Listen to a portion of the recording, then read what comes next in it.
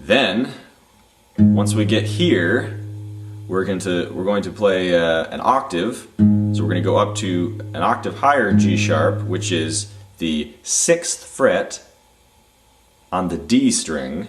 That's going to be with your middle finger. So low G sharp, 6th fret on the D string, G sharp, then open A, and then the same ending. D sharp, E, open E. So, the second half. So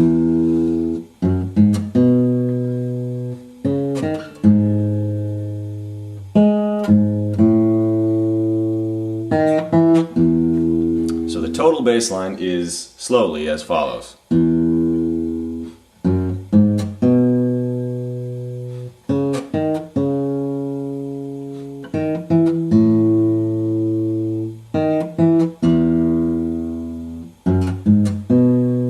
Tricky part.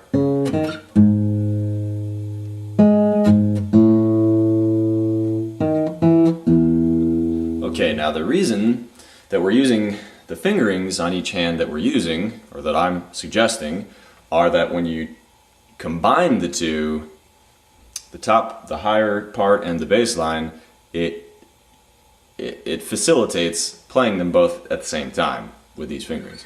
So we have the first part, we're back with our open E and B alternating, and we have the bass line.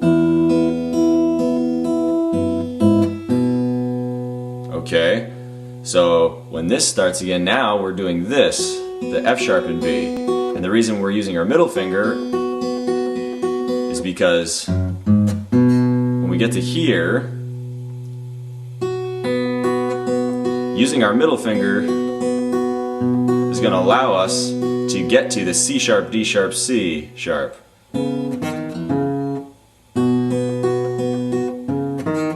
That part. It's going to allow us to, one, reach that with our fingers, and two, keep alternating these two on top.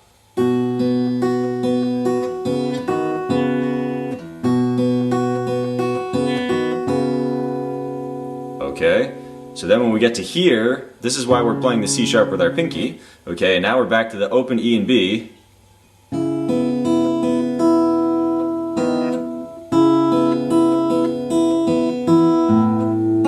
And the reason that we play the C sharp and A with these two fingers is so that we can play the bass line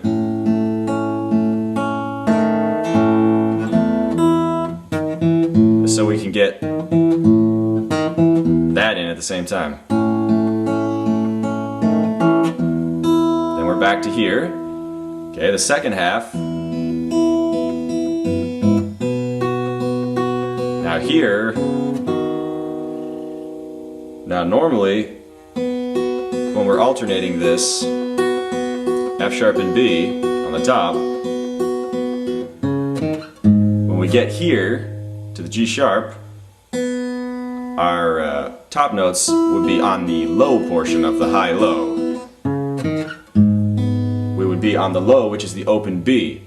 But to facilitate where we're going to next in the progression, instead of playing the open B string, that's why we're barring the D sharp and B with our index finger, so that you can replace the open B, in this case, with the fretted B on the G string. So we have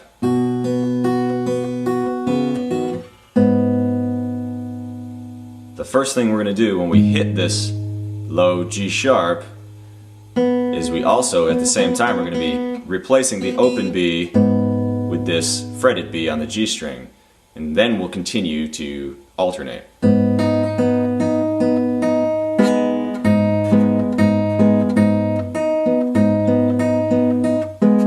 And there's our bass line.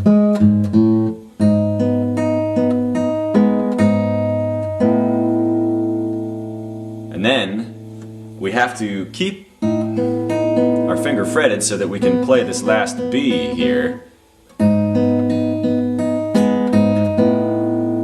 And then, in order to get back to this position for the bass line, we have to kind of slide from here all the way to this. So from barring with your index finger to these two fingers, your pinky and your ring finger on the A chord. So we have, and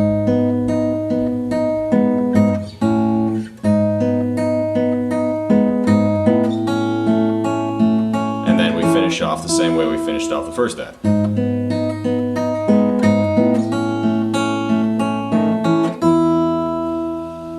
So that's how you do it. Of course, the rest of the song is wonderful as well and can also be played on acoustic guitar by itself.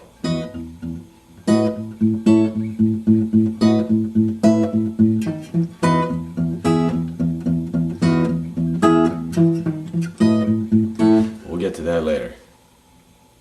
I hope you enjoy.